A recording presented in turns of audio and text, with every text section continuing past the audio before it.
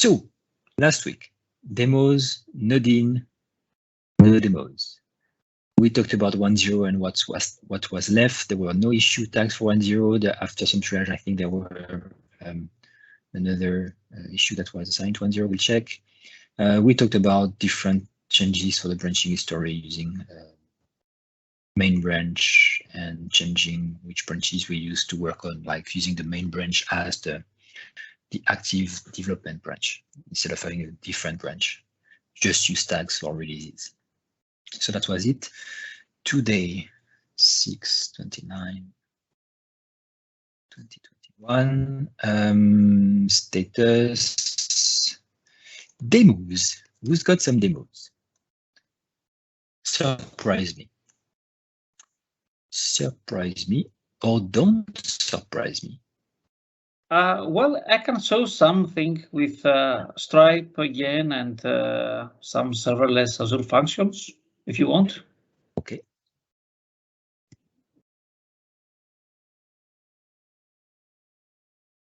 Update on this one. Always good to see actual stuff running. Topics. 0, we'll see what's left. And whatever you have in mind. Okay, then status. Status 29 -7 22 22 22. I'm not using the mouse, so that's why it's hard for me right now. So APIs GraphQL package lock. Okay, so JavaScript thing. Cypress update, library update. Wow, the scroll bar is too fast here. Fix bootstrap select. There was an issue. What was it? I think I mentioned something on bootstrap select. Maybe it's not related to that fix. Okay, maybe not related to that fix here. The dependency graphs is changed. I don't remember which. Oh no, someone filed an issue that the model was not breaking the Control-Shift-S shortcut from Edge when you're in the pop-up of the dropdown, but that's an issue in the Bootstrap Select plugin. Okay. Fix null reference exception on the load async for a content item when what you pass as an argument is also null, something like that. From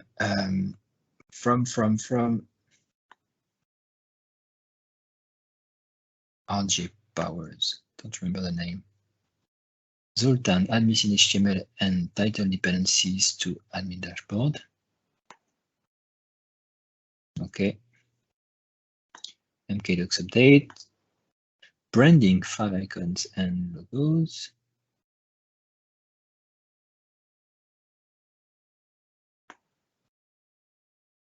So you changed the color. You updated all the things with the new icons. Okay.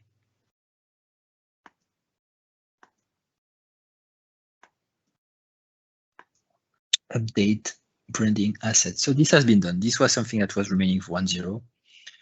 Zoltan uploaded all the branding files. Interesting. We'll have to look at that. So where is that? Docs resources, docs resources, branding assets. So we can access them from the docs site. Go in resources and branding. And here we have color logo. Tell this way. All the format for this logo.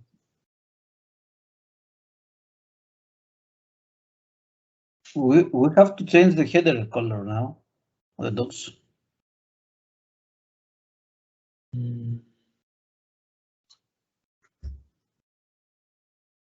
I think it's fine. No, I mean the color. Yes, this one. Oh, Well, it's white here over green. I think that's okay. yeah, but the green is not the same green. Well, the green of the docs is not the green of the logo. Yeah, I don't know. I mean, you don't have to.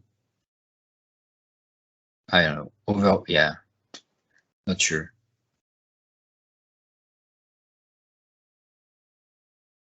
I don't mind how it is right now. White logo is also fine as it's as fine as a black logo like this, you know. For white, I think. I think there are only a few primary colors supported, like I used teal, and there is a green. I see. accent. So okay, so the MKDocs theme here doesn't support everything. Because if you change it, then you have to change everything else that uses the same accent color.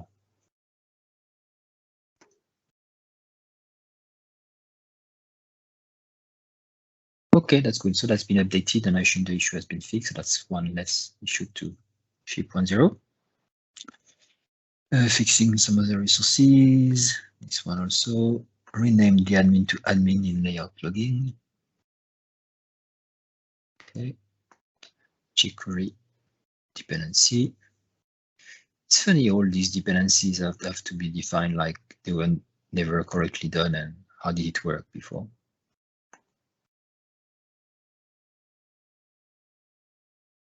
Okay, maybe because removing a full dependency on jQuery, but using whatever needs jQuery here. Okay, well, that's different. Here it's just moving around.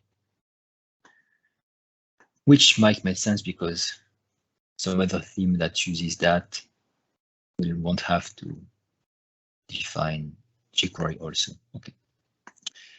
Bootstrap selects CDN. Okay. JS delivery. So what's the issue here with that? That the 1.14.0 is not available on the CDN. And 1.14.0 it's beta, and it's mostly used to support Bootstrap 5. Okay. And it's an old one. Orchard core, email core. So splitting things in different modules.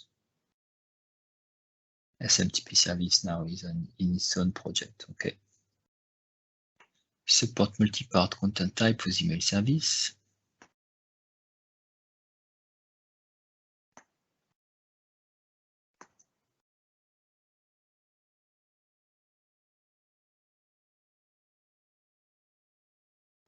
I thought that mentioning that we only had one body, and then if the body was not HTML, it was text. So I don't quite understand why there is a new property for that, because there's a string, there's a bool, and this one is the opposite of this one. So I'm not sure what's the point here.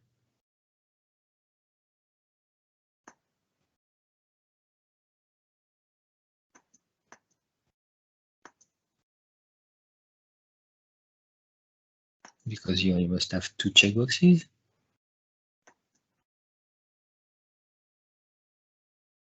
Body.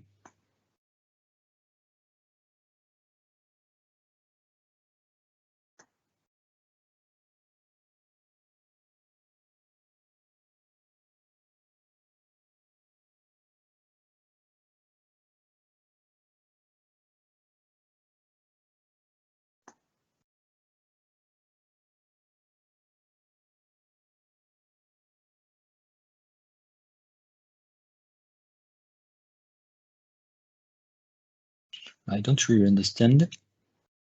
Even if it's to add a custom editor, because you can then have two fields but hide them based on the single checkbox, and both will target the same property. So I'm not sure why there is a new property there.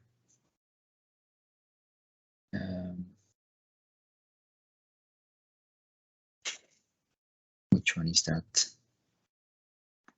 I will comment on the PR, or check the comments on the PR.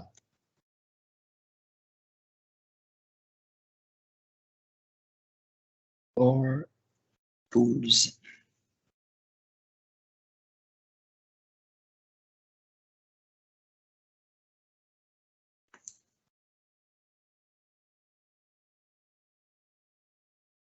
Issues, okay.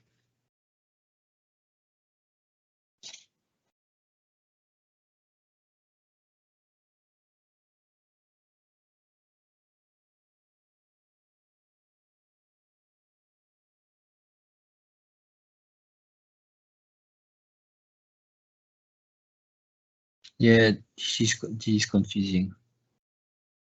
This checkbox is not to say does this thing contain something. It's to say what's the format of the body. Is it text or plain text? Is it text or HTML? So we can set the flag in the SMTP message.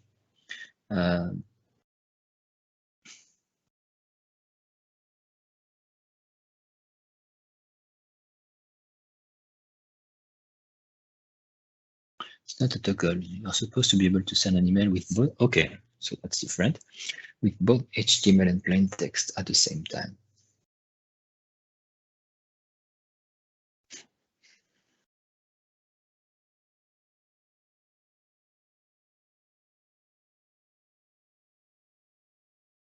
Why would you type two different bodies then?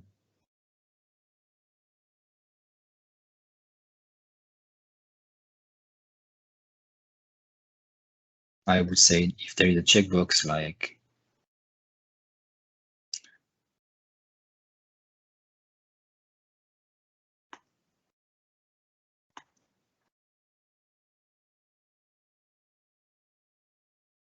and also allows to not provide any HTML version of the email.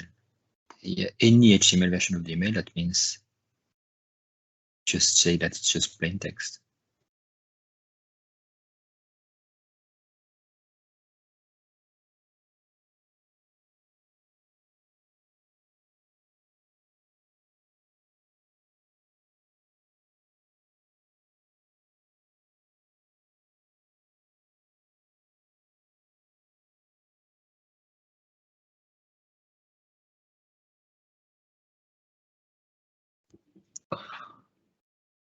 So in C#, it was in the SMTP package, it was a Boolean if it's HTML or not, right?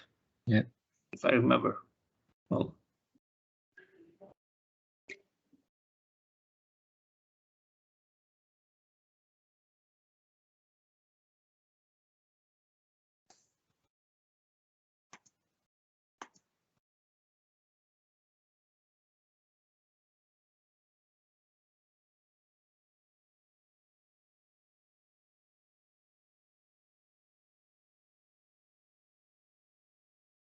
Yeah, then I don't understand the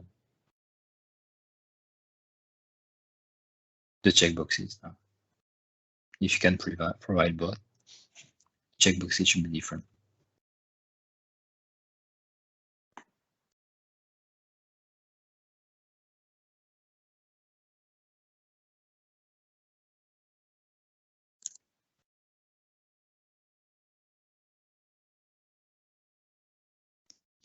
Maybe is it for fallback reasons to have both? No, because for fallback, you can just then ignore the previous one or migrate because it doesn't even fall back, it's breaking.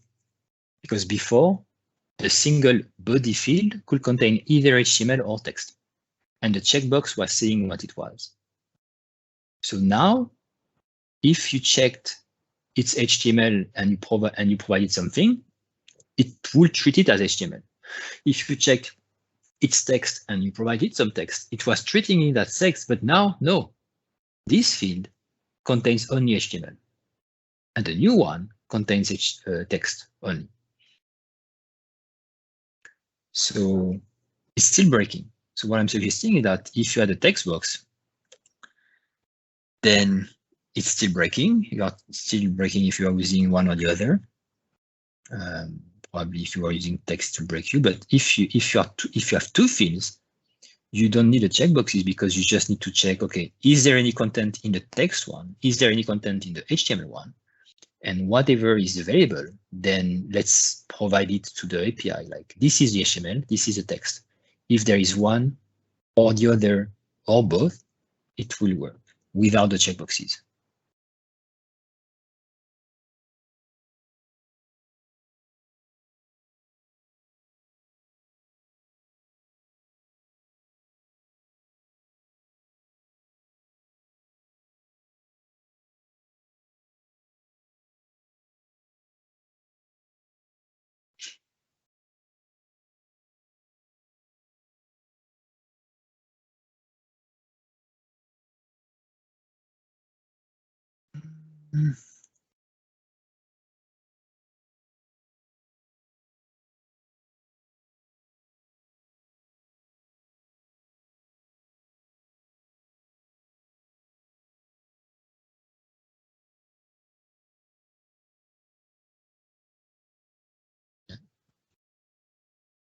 I don't get why there is a checkbox now.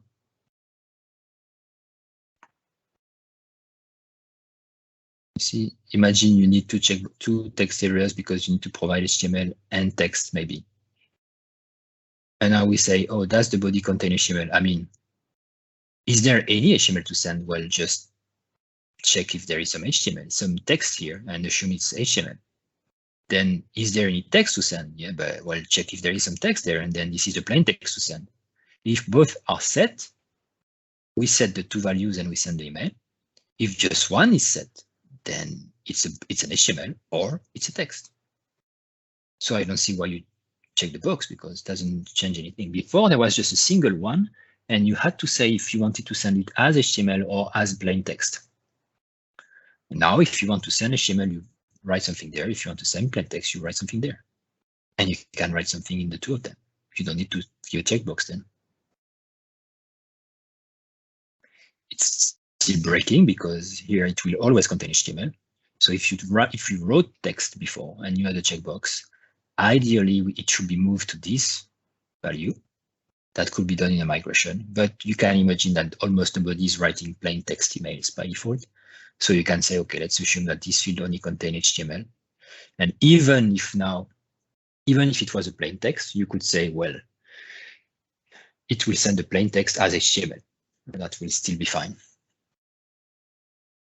So I think the checkboxes are unnecessary.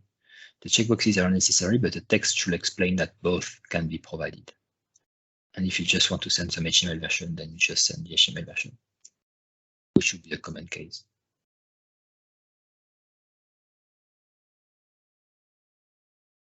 Here, adding demo videos.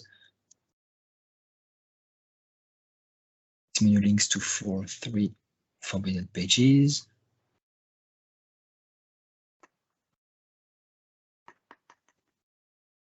Just a permission. Okay.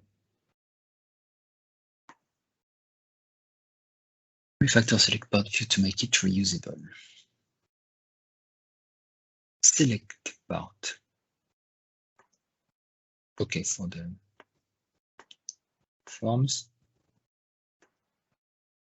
Oh. Resource definition. Why should we change resource definition?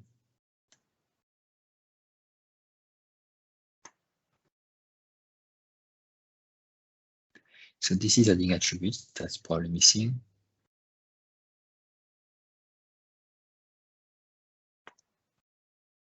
Okay, so apparently we had an attributes property in the settings that was not used in the scripts.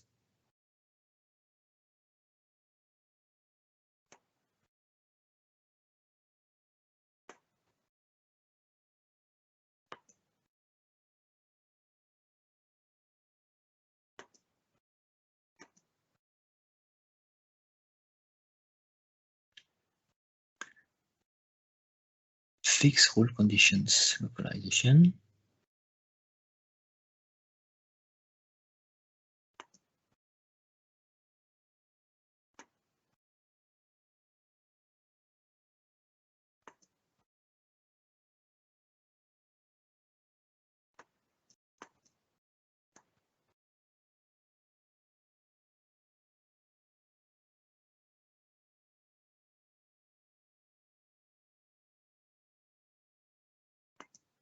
That's weird.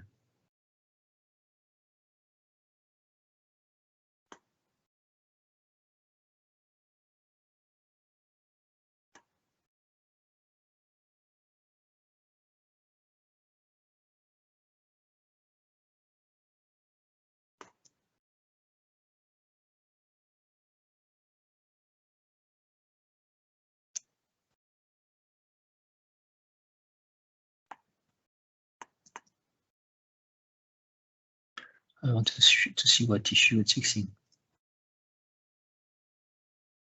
Okay. It was to fix an issue with the way things are injected.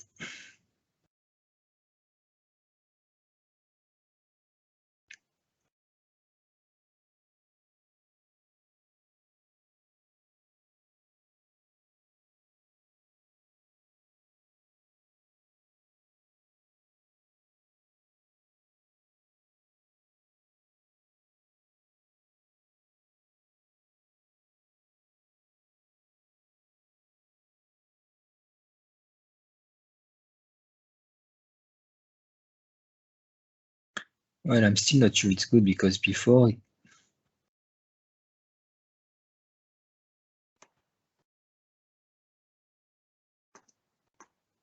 how does it know which file to take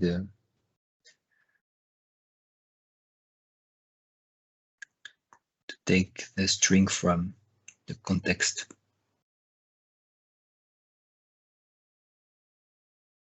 Because here S will come from some other injection.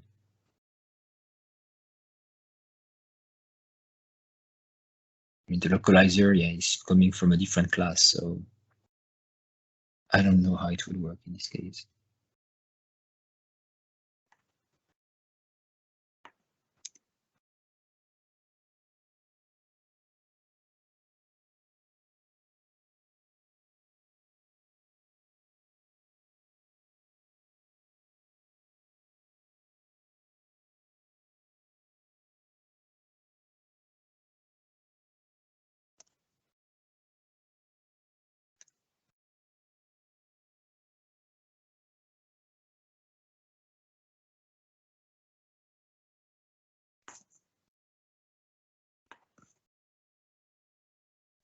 Updated Start Bootstrap themes. Good. Orchard one we didn't do, I don't think. One fix from Matteo, which is that when a cache tag is updated, even the unpublished versions. Well, when something is unpublished, it's clearing everything that is tagged with this thing.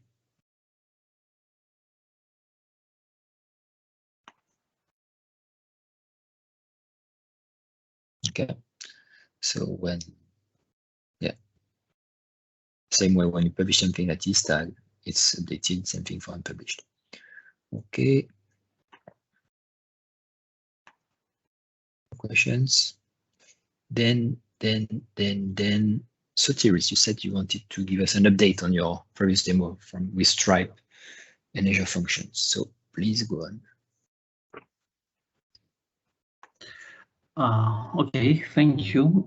First of all, I would like to say my real condolences for Piotr, and I think that what you have done with this issue, it was really great. And from the community, condolences to his family and his friends. And I would like to say that this unfortunate event shows us that the harvest is a way to build relations between the community. So I would like to say that when we are ready, let's make a harvest.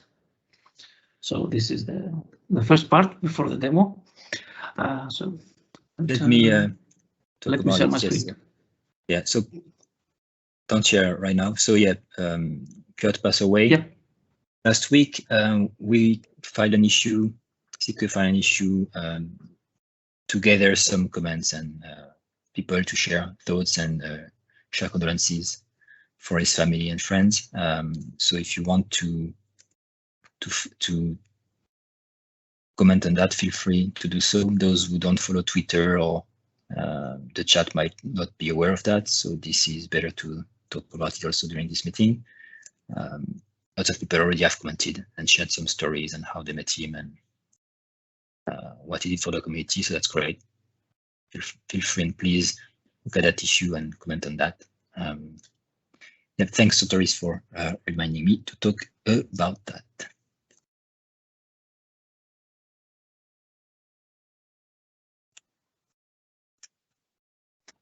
You can share your screen. Thank you. Okay. Let me know.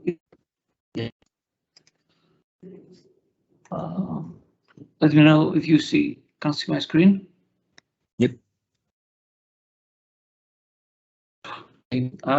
So we are building this site. It's Greek again. Actually,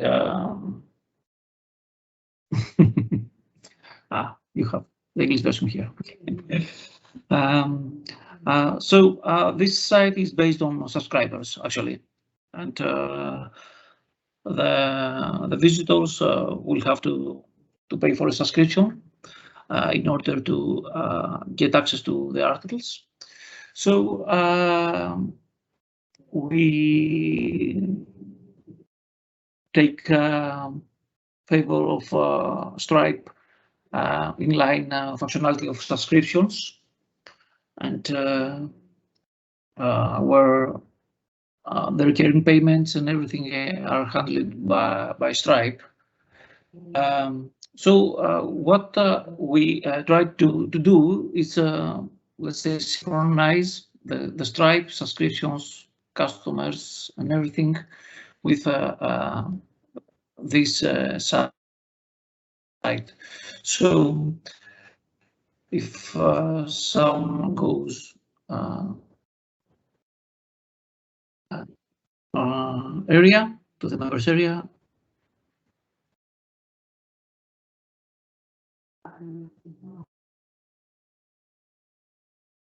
my internet is really slow here. Sorry for that.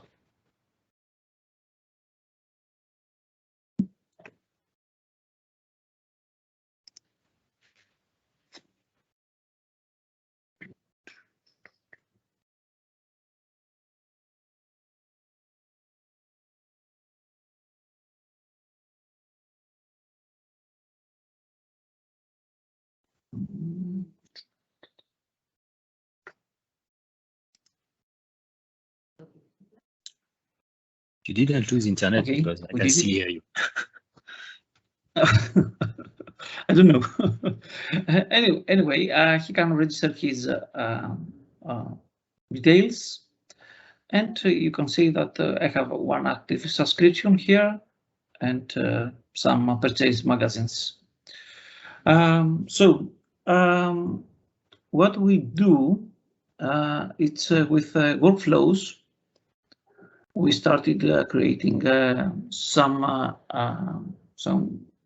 registration workflows here for registration.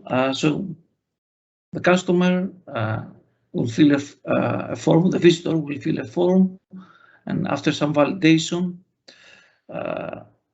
we go to this one, which actually, as you can see, it's a Azure function. I will show to you later. So this endpoint, actually, it's create a customer. We pass all the necessary inputs, and to find its definition, create the customer here. We getting the input, and with Stripe, we just create a new customer. And the flow continues to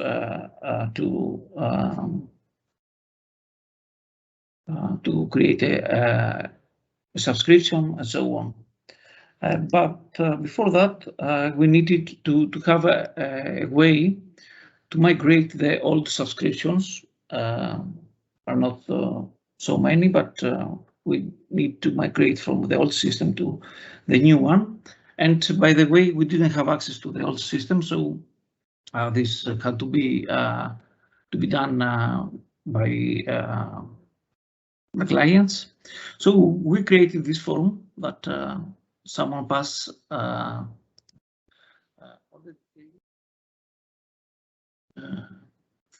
username, email, company name, whatever he wants.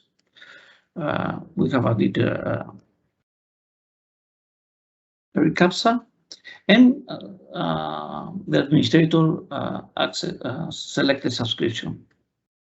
So when someone presses the submit button,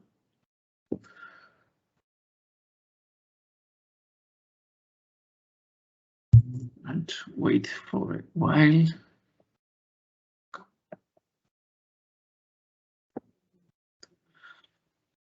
Okay, it says that the user subscription was created successfully. So let's go. The system and content. We have created a new subscriber here with the email, a new user subscription with the corresponding user, and we have created a new user. Here we are in the system using the workflow. And if we go to the customers and refresh it,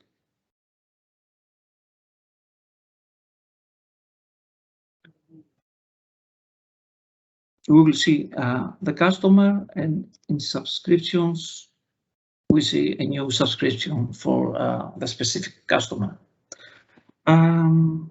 So all of this work, actually, we did it without any code, any module. We just used the workflows, module.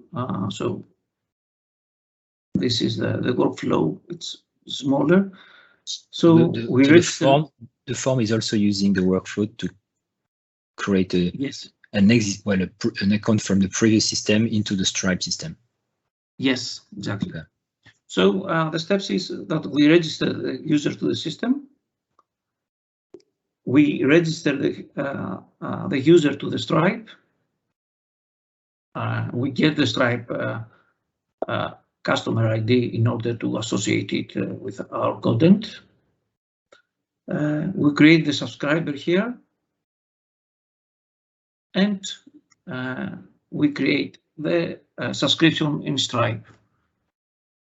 And afterwards, we create a user subscription in our system and a success notification message. And so the initial, it's not finished yet, but the initial, let's say, synchronization is being done with workflows and two functions. One is create customer, Azure function, and the second is add subscription function. And they are pretty straightforward. So we get the customer, the price ID, and we create here the subscription. Just like the Stripe give us the code directly. So we have a checkout, we have more things to do, but with Azure functions and a simple workflow, we managed to make it happen. So this was the demo. So why do you need Azure functions? One way is that we could build a module, but I wanted to play with Azure functions, and in order to use the Stripe key, we wanted to have it server side. So the idea is that to build Azure functions for Stripe interfaces, and maybe these can be reusable from other systems as well that are not essentially inside the Orchard core or a .NET Core application. So if we have the endpoints and Azure functions, we can use it okay. in any system. Another interesting thing is that you can disable it whenever you want, even without touching the Orchard sites for security reasons. If you want to stop this API from being available. Interesting. Okay, good. Thank you. Thank you. Yes, Stripe supports subscriptions. I forgot about that. And you can, and they will handle like the monthly, yearly payments. And yeah, that's good. Yeah, so I think that Stripe gives you an alternative not to have personal data and private data.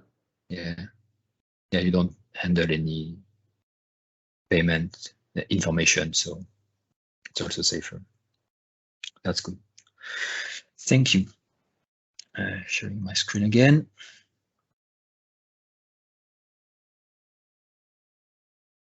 Uh, 1.0. I want to look at the issues tagged for 1.0 to see where we are at.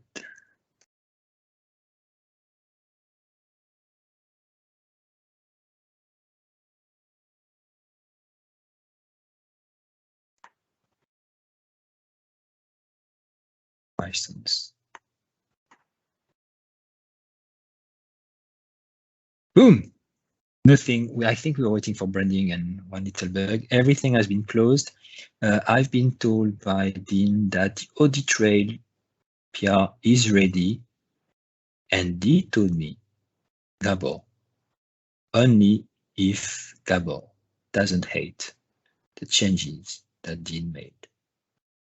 So Gabor, do you hate Dean's changes? You mean the new UI? I don't know what he meant by that. What did he do? One conflict, okay, needs to be resolved. Someone can resolve the conflict. Let me see if I can resolve it quickly. Usually it's when there is a new module.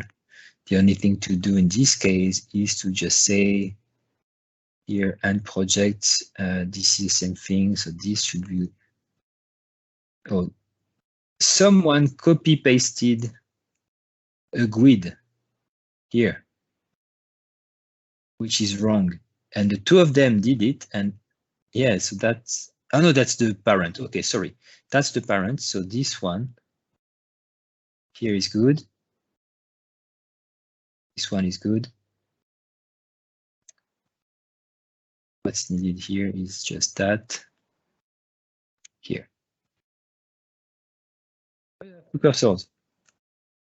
Here project and this way. Okay, so one node. So that's the first. Usually there are two of them because that's how the, well, there is three of them now here. So the idea is that in the solutions, everything is cumulative. Git gets confused because it's not a good format for deltas, but that's pretty easy to fix. Usually the SLNs is just keep everything because you usually just add it. So if I didn't mess up,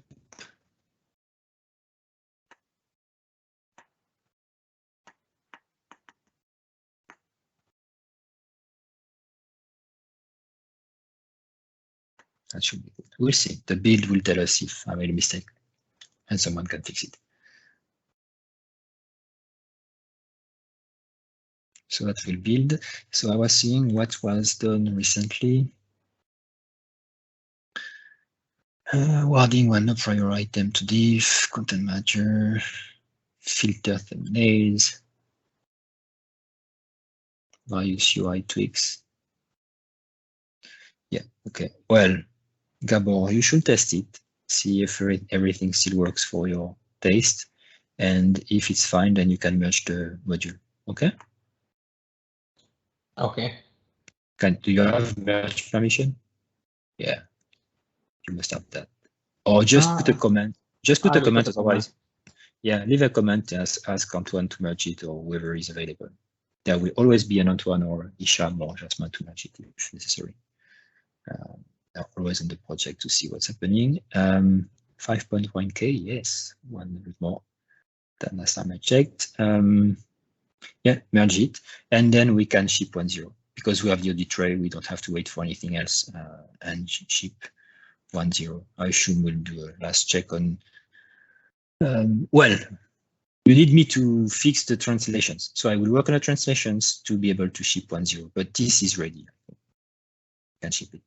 There is nothing that's assigned to 1.0 that's left. So let's do it. Last week, we updated the tasks to take into account the changes to the new branches.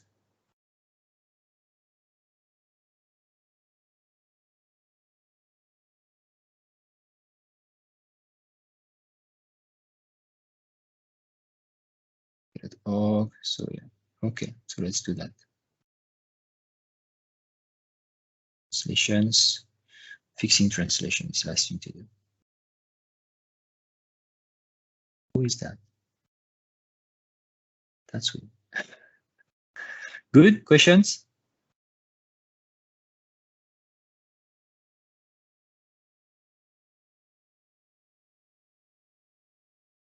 Topics? Everyone is vaccinated?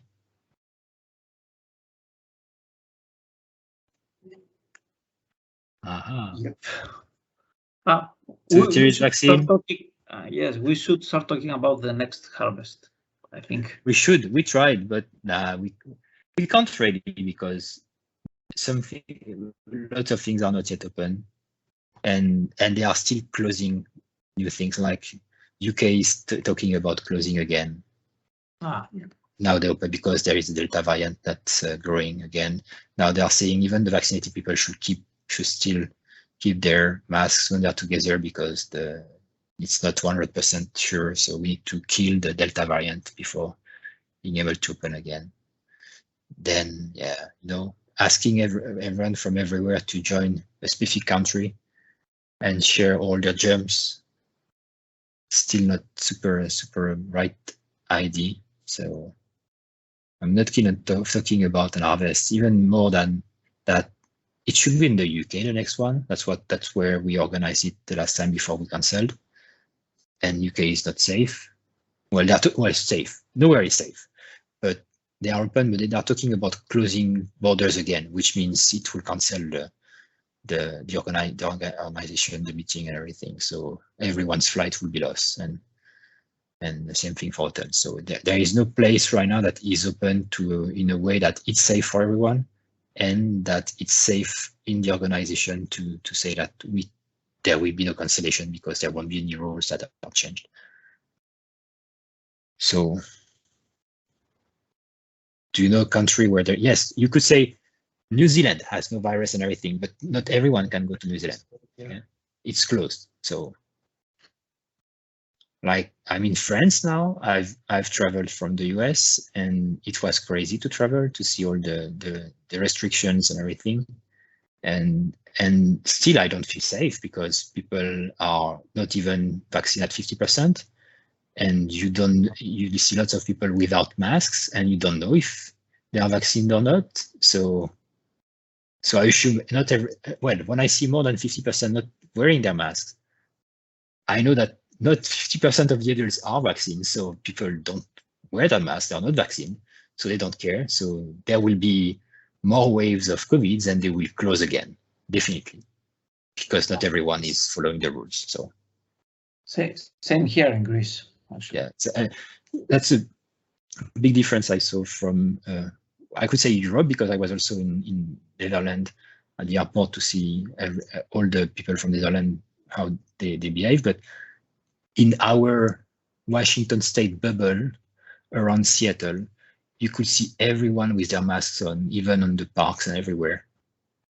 And here you see less people with masks. That's kind of different. And in Washington, we are at 70 plus, I don't know how much, but more than 70% of all people above 16, okay, to be vaccinated. My son, who is 13, is fully vaccinated already, like two vaccines plus 2 weeks, and he's just 13. So the difference is huge from regions to regions. Oh, let's do it in Redmond. It's safe for everyone. But I don't know if every country can go to the States without any huge restrictions. So, or if you have to be fully vaccinated to be able to go to Redmond. But Redmond is not fun for conferences, I'm telling you. So that's hard to talk about Harvest yet, until can find some country that is safe in terms of organization and in terms of traveling. As long as everyone will be vaccinated, if it was a requirement by the country to be able to join there, that would be safe for you and safe for everyone if the country itself was fully vaccinated and well organized. There is no risk that we have to cancel the conference. So let's wait a few more months. Main issue will be that it will be cold, but hey, we can find some places in the south that might be warm in the winter or early next year. We'll see. We have to wait. But yeah, 1.0 would be ideal. That's what we said, right? Ship 1.0 and we can do a harvest. Okay. Yeah, that's my thoughts. Feel free to comment on what I just said if you think I'm wrong and you have other ideas, better analyses. So. No, you're absolutely right about this, but yeah. It's sad, but yeah, that's how things are right now. Do you go into quarantine after your trip? Where did you say? Do you go where? Do I go where? You said you go to France and back.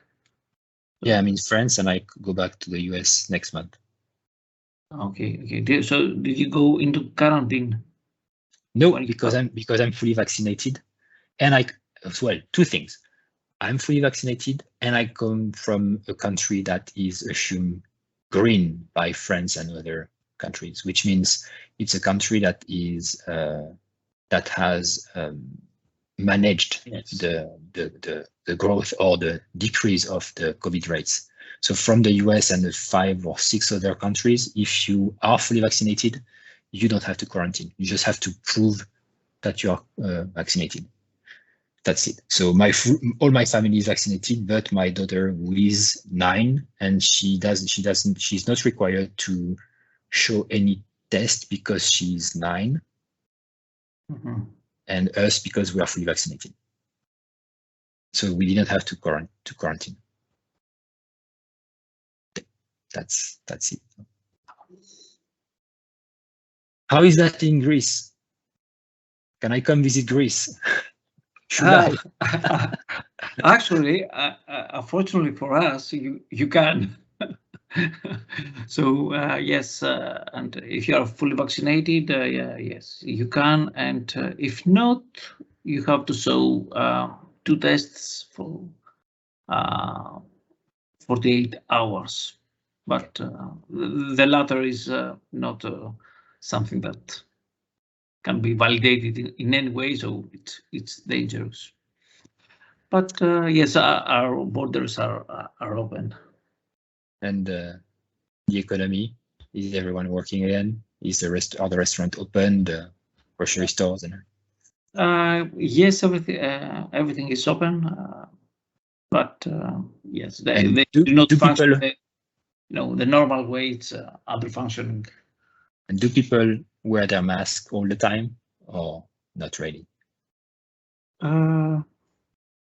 Yanis, not really. Before 1 week, it was it was obligatory, but now it's you can go out without a mask. Same thing in France. It's not mandatory anymore outside. And still, when you see people in groups wearing their masks, you see lots of them, like in grocery stores and everywhere, you see lots of them wearing the mask under the nose. So it's like, I like the cartoon which is showing someone wearing their mask under the nose, and in parallel showing them with underwear under the actual thing of the underwear. So which means like, why did you wear your underwear under your private parts? What's the point? Same thing as wearing a mask under the nose. There is no point. Just remove the mask or don't pretend to wear anything. Like just put it on your chin. It's the same thing. So that was funny. Yes. Sergio, is that in Spain? Is it doing better? Because it was pretty chaotic a year ago. In Spain, all the English people is coming because now I'm in Balearic Islands, and German people is coming, and in their countries, I think very safe measures, but here no measures. Okay. It's crazy. It's crazy. It's summer vacation, so yeah, party. Yeah, that's it. But well, if you don't want problems, you can avoid it. So no problem. It's okay. So, That's it. okay. Well, that was a great meeting. COVID updates, culture and COVID updates. Thanks, everyone. See you on Thursday for the triage. I assume that Sergio right now, with Spain being full of German and English people, is having a good time following the soccer games. There will be lots of noise tonight, I assume, from whoever wins. So thanks, everyone. See you next Thursday or next Tuesday for the meeting. Bye-bye. Bye. Bye. See you. Bye. Thank you.